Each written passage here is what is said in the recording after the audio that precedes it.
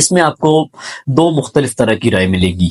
एक डॉक्टर्स की कम्युनिटी आपको कहते मिलेगी कि जो आप फल हैं वो किसी भी मिकदार में खा लें, आपकी शुगर पे उसका इफ़ेक्ट नहीं आएगा। जिस तरह आम की मिसाल बहुत सारे लोग देते हैं और बहुत सारे वीडियोज़ भी शेयर करते हैं कि आम जितना चाहें आप खा लें, आपकी शुगर नहीं बढ़ेगी। दूसरी तरफ एक डॉक्टर की थॉट है कि आप फल वगैरह अवॉइड करें, क्योंकि जब आप फ्रूट खाते हैं तो उससे आपके शुगर लेवल बढ़ते हैं। तो क्या फ्रूट का इस्तेमाल शुगर के पेशेंट को करना चाहिए या नहीं करना चाहिए? फ्रूट में देखें शुगर की मुख्तलिफ टाइप्स होती हैं, जिसमें शुगर जो फ्रूट्स में पाई जाती है उसे हम कहते हैं फ्रुक्टोज।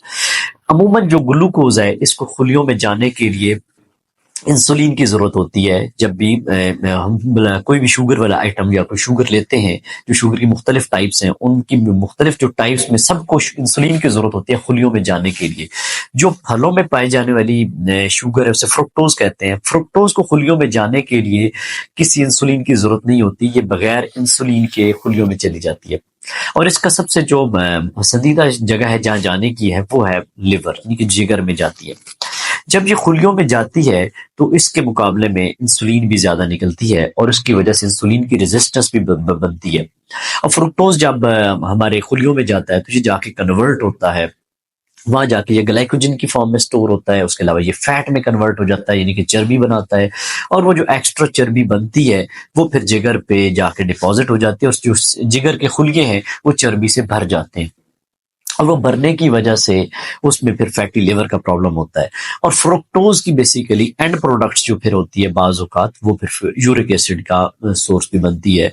और जब यूरिक एसिड भी फ्रुक्टोज से आता है, बेसिकली फ्रुक्टोज ज्यादा लेंगे आप तो आपके अंदर यूरिक एसिड भी ज्यादा होगा।